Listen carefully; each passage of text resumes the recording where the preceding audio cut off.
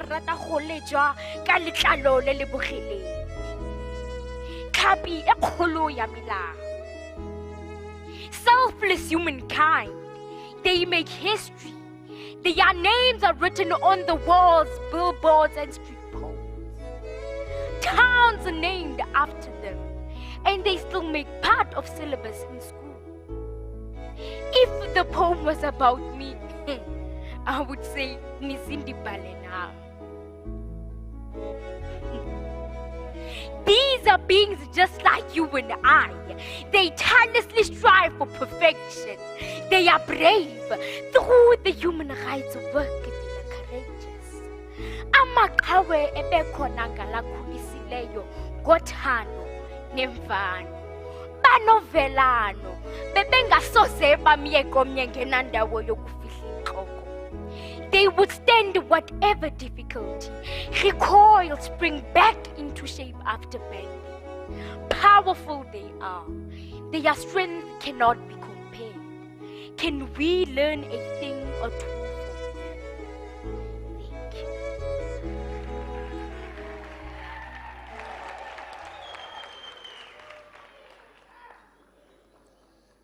you. Program Director, MEC Sambata, the Premier of the province, with your executive team, the chairperson of the Moses Kotane Foundation, Ambassador Kotane, with your leadership, the Vice Chancellor who is hosting us, who is a colleague and a brother, Professor Kyobega, Mahoshi present in the event here, the veterans and the stalwarts of our liberation, the leadership of the SACP, COSATU, and all other formations present here, the youth formations, the students, lecturers present here, and community members. I've seen the clergy and leaders of faith communities. I greet you all this afternoon, Dumelang, Molweni. Good afternoon, Sanbonani, Abshen, Demasiari.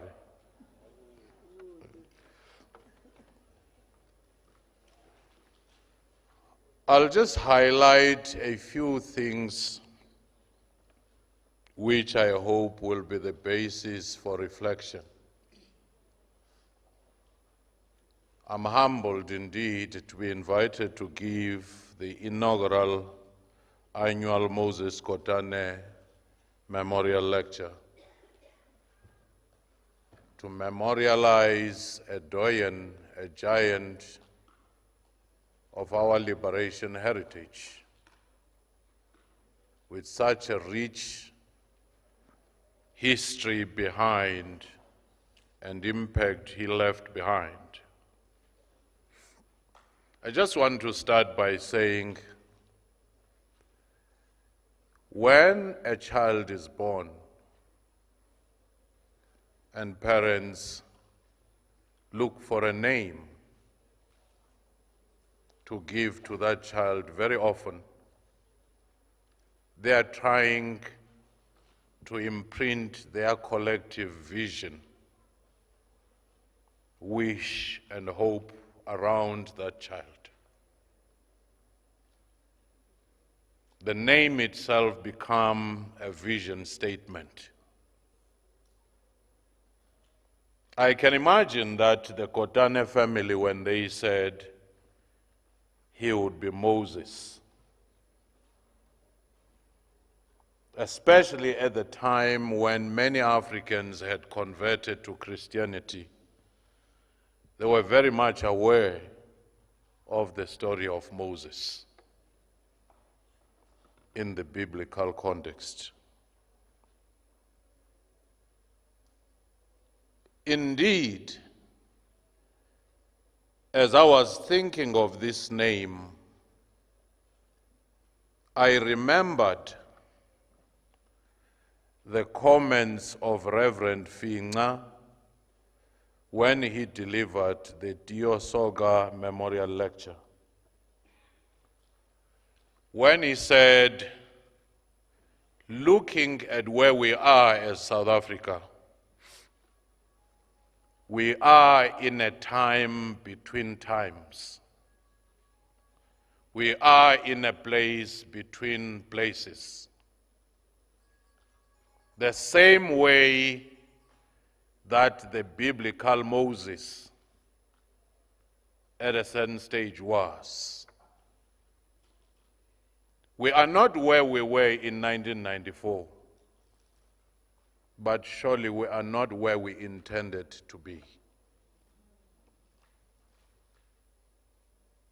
We started so well, and progress was tangible, and the moment was pregnant with possibilities. But everyone and everywhere one can tell that we have taken a detour. We're on a highway. We were envied by the world. We had moved from being a pariah of the world into being a paragon of virtue. From Harvard to Oxford, from Cambridge to Princeton, from UCT to Northwest University, people were talking about this brave giant experiment of South African democracy. Even the homegrown political solution had become an example. Most South Africans were being called to Northern Ireland. They were being called to the Middle East on the Israeli-Palestinian challenges. They were being called around the world because we were a country alive with possibilities. And fast forward. Each day you read or listen to news, you would be mistaken for listening to crime report, whether it's gender-based violence, femicide, or it's corruption, whether it's the killing of a whistleblower or the kidnapping of a child.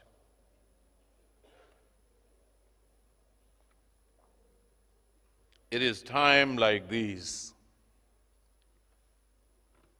that we must be brutally honest and ask ourselves, where did we go wrong? And what is most painful is that this country, if you travel around the world, has the greatest potential to be great. It has all what it takes to be great. But for some reason, many of those in leadership positions have embarked on suicidal missions, possessed by spirits that are difficult to understand.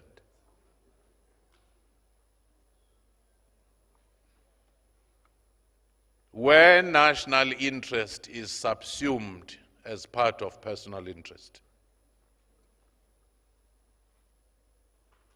where the utterance of revolution, transformation, and all other trappings that used to be in the liberation nomenclature and grammar have lost meaning.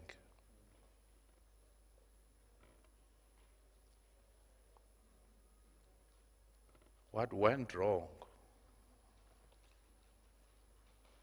Indeed,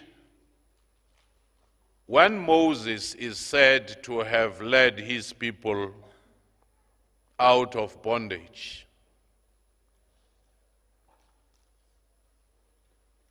theologians and biblical scholars said they could have taken 8 days to walk to the promised land. But they took a detour that would take them 40 years. And whilst in this time between times, in this place between places, they turned against each other. They spent most of the time fighting against each other. And some even started wondering if it was not better under the pharaohs. Some started wondering if this promise of God to get to the promised land was not a fiction, and they started creating their own gods. Aren't we in that space? Where most warehouses which used to have economic activities have closed down only to become spaces for prosperity gospels.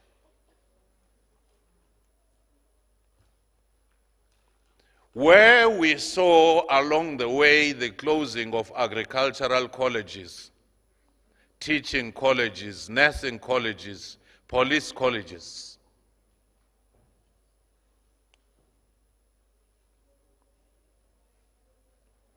so it was the best of times, and yet it was the worst of times. When we step back to reflect, we might be tempted to invoke those words of the Tale of Two Cities. If ever there is a chance for us to talk about renewal, reconstruction, rebuilding,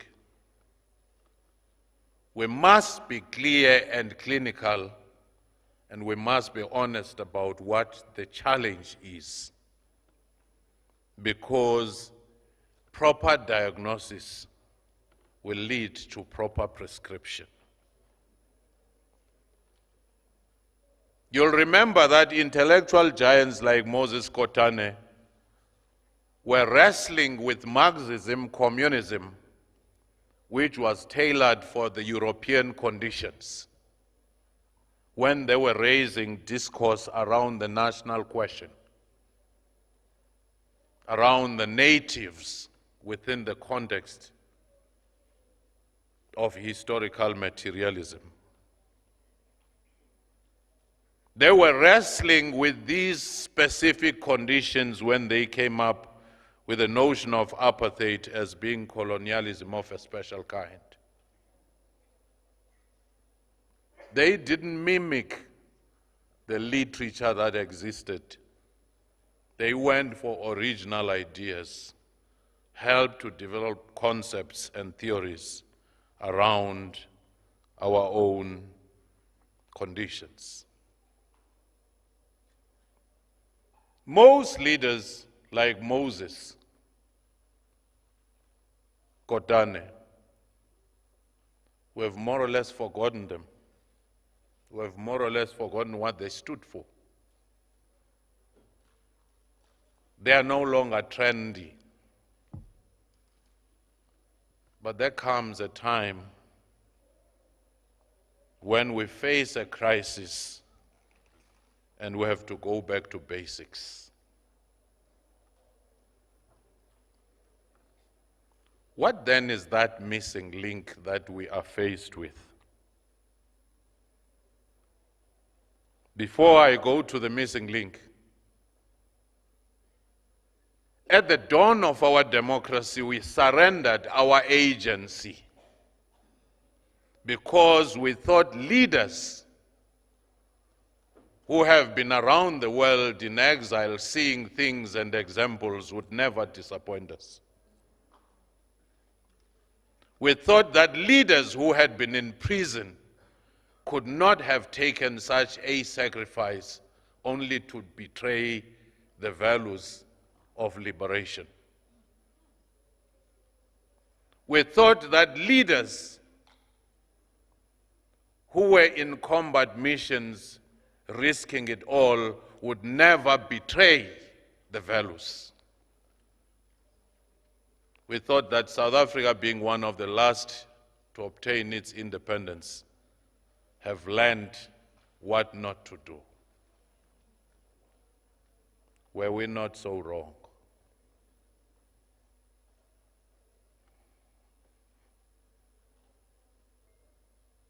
With time,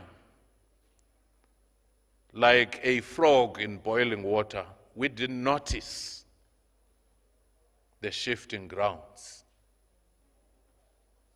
When Madiba in this province in 1997 warned of the changing character of the ANC cadre, drifting away from the central values, we sort of dismissed him as an old man who might have lost touch with reality, who should give space to others. When other leaders like Bishop Tutu and many others raised the issue around the erosion of values, we dismissed those warnings.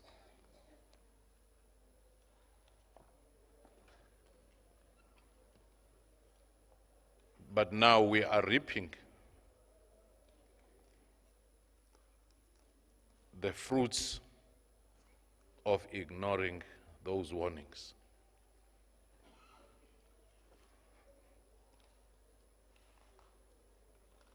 What makes a Moses Kotane, the Albert Lutulis, the Tambos, the Mandelas, the Dubes, the Sol Plaatjes so different from the leaders of today?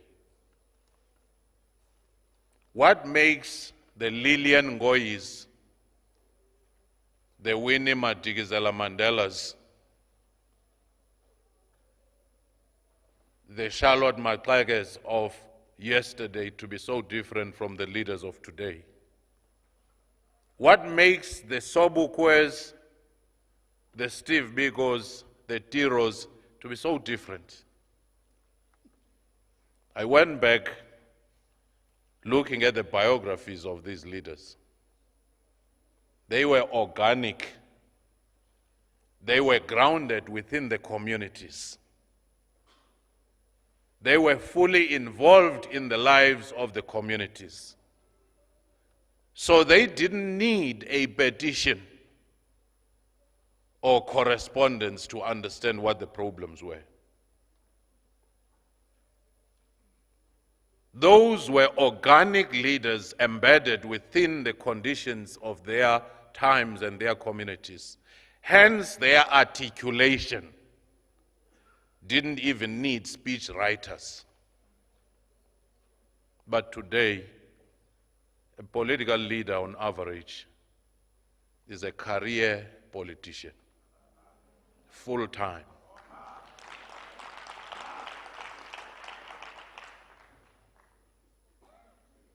So that is the first level of alienation that you see very often, even where we talk of community outreach, constituency service. It has a time limit where a leader comes in and say, guys, you'll have to push me to the front of the program because I have a flight to take very soon.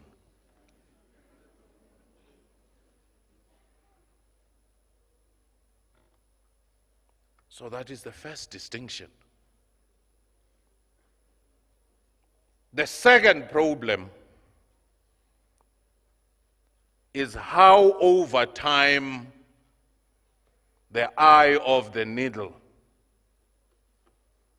either has widened or the needle has been stolen.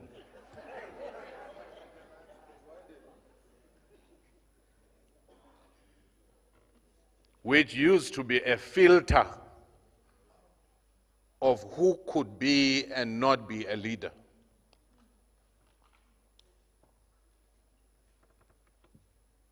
Now, even the articulations of liberation language have been captured, weaponized, for the very opposite of what liberation was meant to be.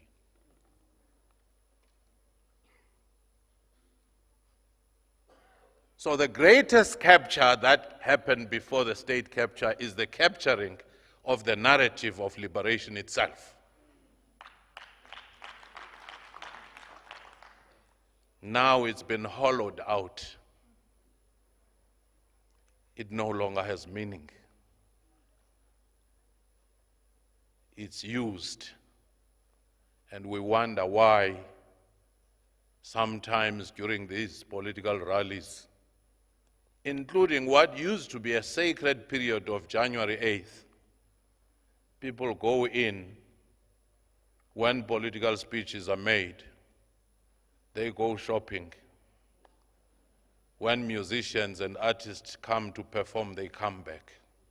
What does that mean?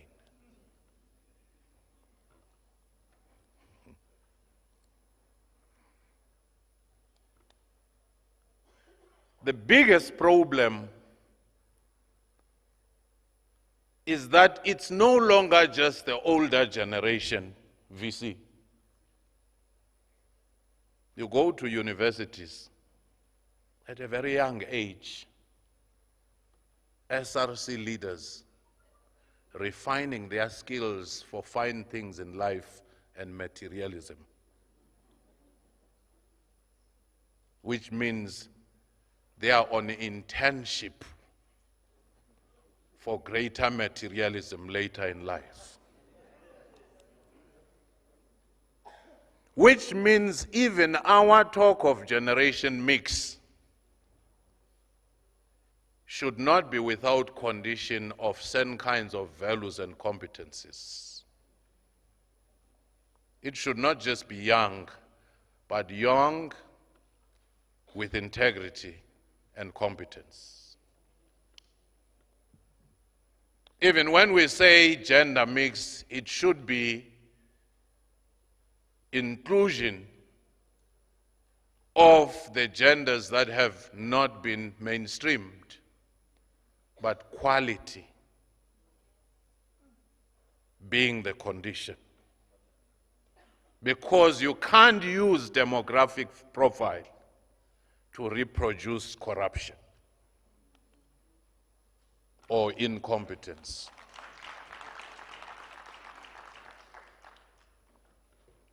At the height of fees must fall, the roads must fall, 2015, 2016, I was asked to meet with the leaders of SRCs. I was asked to meet with the leaders of SRCs across universities. And I asked them one question. I hear you very well and I understand and sympathize with you that indeed roads must fall, fees must fall. And I ask, have you spent enough time to conceptualize what must rise in the place of what must fall? Because in the life of any society and the struggle, there is a time when walls of Jericho should be brought down. But there comes a time when walls of Jerusalem should be built. But it looks like the era of destruction has reached an automated self-propulsion, where you burn a library in order to get the road fixed. You burn the road in order to get electricity.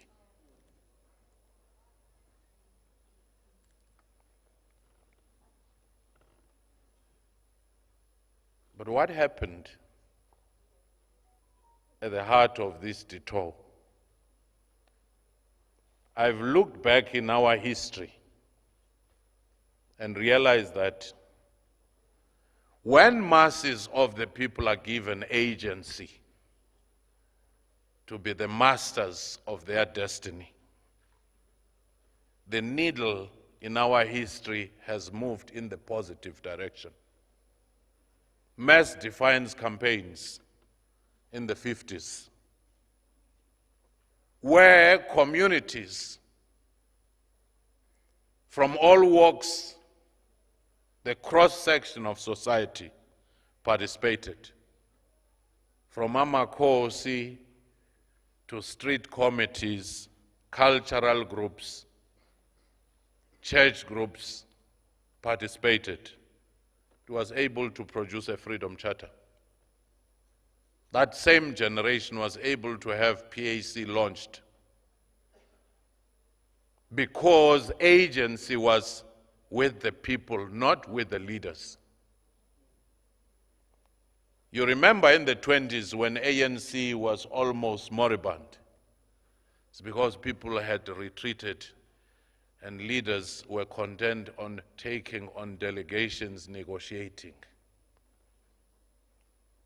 Again, this repeats itself in the 70s when the Black consciousness movement was mobilizing on the basis of self-reliance and that mental emancipation.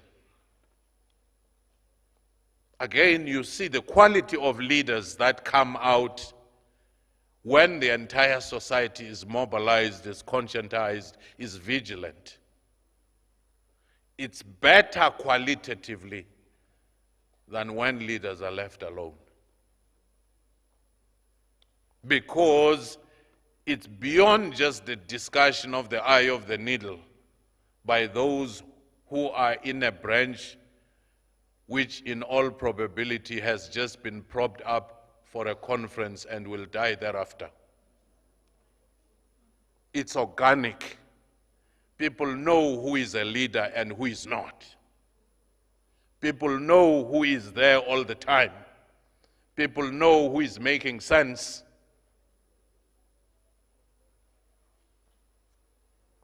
Again, in the 80s, mass democratic movement, sports groups, church groups, traditional leaders, everybody was mobilized. And no apartheid force could stop them. And look at the quality of how leadership emerged out of that. But leave the political class alone to decide in congresses who should lead and not. You end up in a mess that we find ourselves in.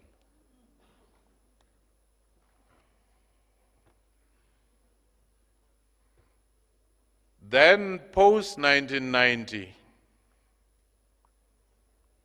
I think people retreated because they were sure that leaders would do what they were supposed to do.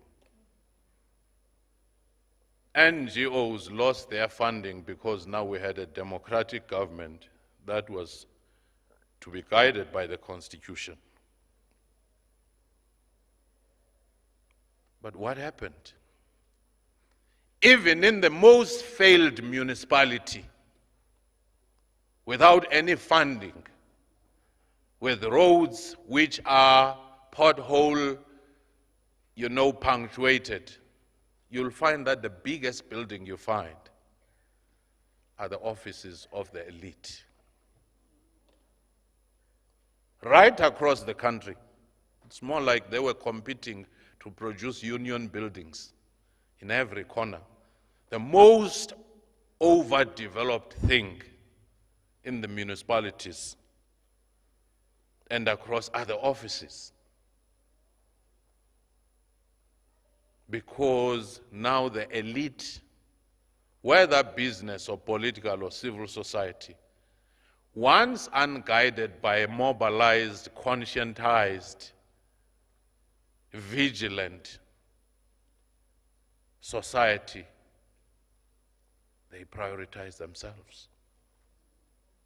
You look across the world, what happens when you have elite coalitions or elite transitions? Then we wonder why we have become the most unequal society in the world.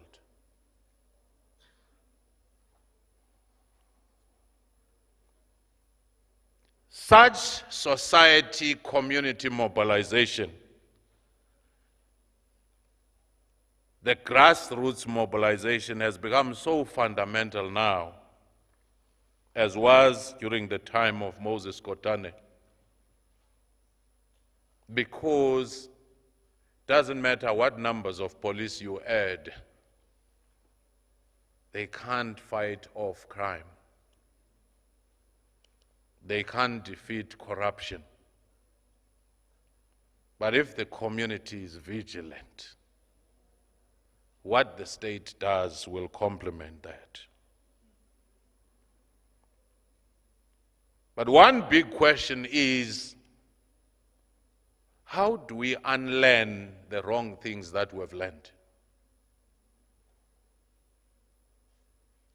Because on average, you find that some people may know, Babu Msimang, that there are certain ethical values to be followed. A person can deliver a moving lecture about those values, only to find that in the waiting room there is somebody who is ready to sit down and commit corruption with, because they are aware of these values cognitively, but they have not internalized them. And it is for that reason that in the Public Service Commission, I've been meeting together with my commissioners, with people like the leader of the Moral Regeneration, Father Smangal Somkachwa,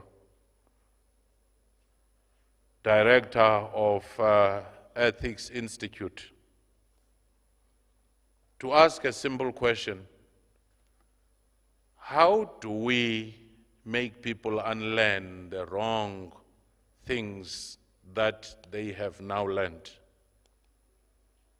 to relearn the new values and the ethos? How in the era of moral regeneration we went into the space of moral degeneration. It is for that reason that I've had meetings with Professor Nkulu to say, even the audit firms that ought to assist in the auditing had become enablers of corruption.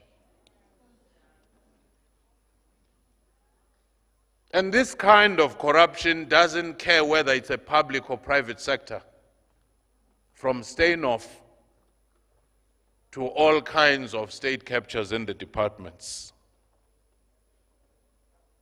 Because as Samuel Johnson says, chains of habit are too weak to be felt until they are too strong to be broken. What is to be done? I'll just list a few things and sit down, which I think could take us on a journey towards the highway we were in. The first one, there is a desperate need for a national dialogue so that we can have consensus on what the problem is. More importantly, where do we want to go? That which will produce social compact. And such national dialogue should not be partisan or confined to a political party, because we have seen the toxicity of political parties and their internal dynamics. And for those who think that it's just the ruling party, look around. We no longer have a problem of the ANC. We have a problem of a political class, because some show the same genetic traces of the mother body. even when they walk away.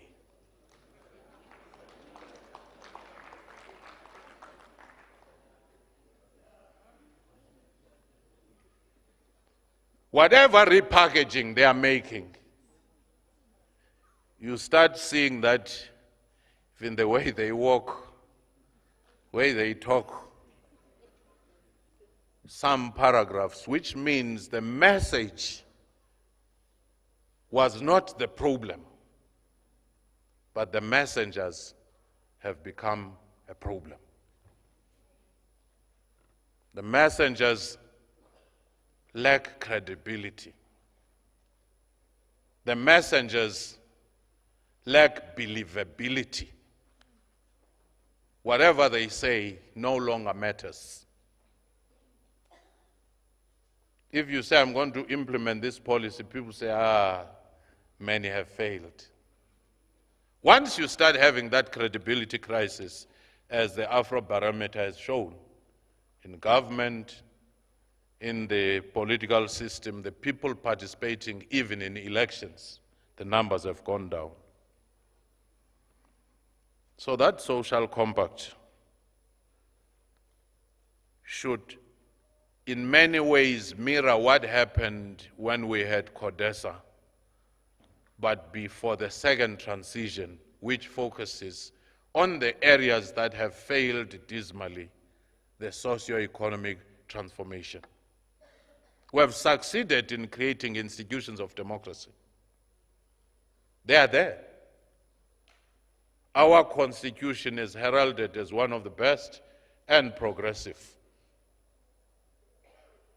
Our governance systems, our financial systems, but the biggest mistake we made, we invested on systems and on things that are tangible, such as the infrastructure, and we forgot to invest on human consciousness.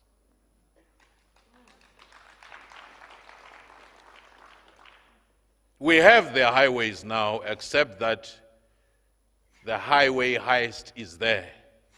It's because we maximize the minimum and minimize the maximum. At times we were even intimating on reducing all those philosophy, social sciences, which help with the critical thinking,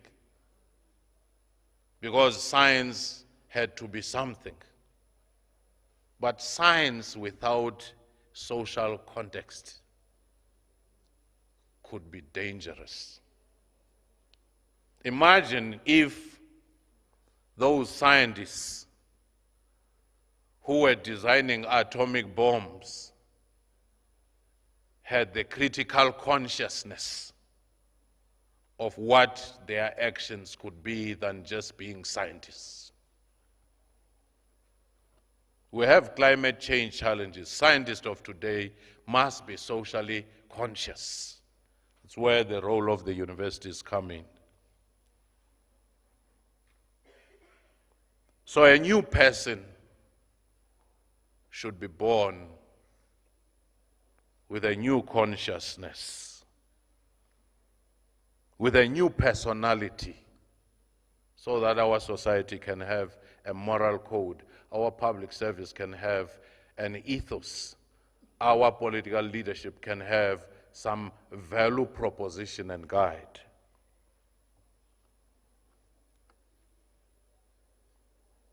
But one other casualty of this transition is the death of the African family. Collapsed. It's not featuring in any of our discourse. And yet, a solid family with solid values provides social security, and it's a primary socializing agent. When a family collapses, community must collapse, and society will collapse. Underestimate the role of a family at your own peril. Those families were able to cater and look for people who were destitute, wherein we didn't have child-headed family. even when there was no SASA before, because an African family had Ubuntu. It strived not to build a house, but to build a home with a certain kind of orientation and attitude. So the role of knowledge institutions and socializing agents like family, like schools. Imagine if in life orientation we were to focus on the issue of ethics, on the issue of Ubuntu, on the issue of values, to which says, I am because we are.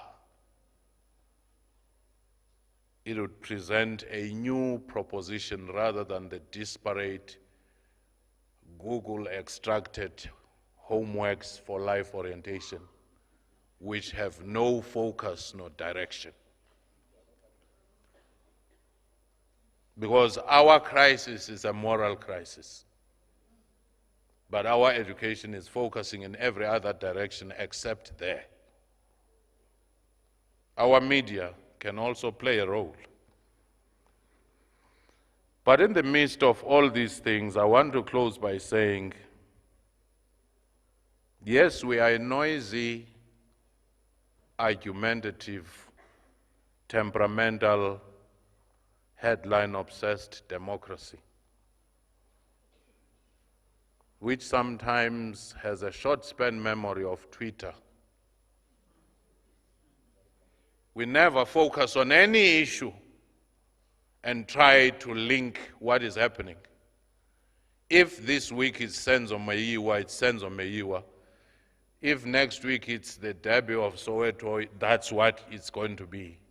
If that week is something else, it's something else. If it is Pala Pala, it will be Pala Pala, as one is saying here.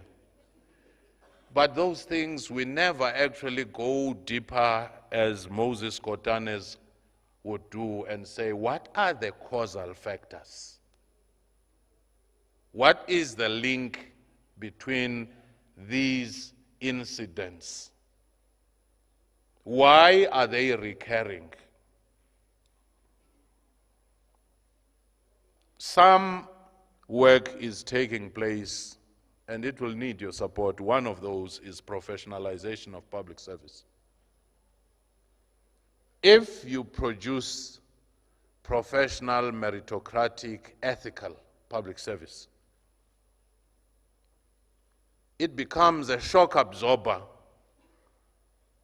for the political tragic comedy playing itself out. That's why in Britain you could have 3 prime ministers, but services continued because you have that layer. That's why in Belgium they went on for 540-something days without any government, but services continued. Because you have delinked your public service to become the institution of state that outlives the life of an administration. Whoever comes in, they continue to do their national duty. And they are technically competent for what they are doing. You don't find a person who is doing project management, but the qualification is anthropology, and hope that the results will come out fine. So I've come to say, for us to bring to life the spirit of Moses Kotane, we must begin to take that journey of change. But that journey of change will not come from a leader somewhere, will not come from an instruction book somewhere. It will start with you. Because moral lapses come when you say, I'm waiting for regulations. Ethics, it's about you taking a stand on what is wrong or right. And I want to close by saying the biggest challenge of our country today is that those who want to see recovery, renewal, and rebuilding are so fragmented, so tentative in their thinking, so disorganized, so mild, so meek. But those who are invested in the status quo, no matter how bad it might be, are so intense, so vocal, so focused, so well organized, that you'd start thinking they are speaking in the voices of millions. It is for that reason that in 1997, Madiba said, perhaps this country needs the RDP of the soul, because he realized that the RDP of housing, of electricity, the RDP of infrastructure, not complemented by the new consciousness, would be hollow, non-sustainable, and meaningless. Thank you.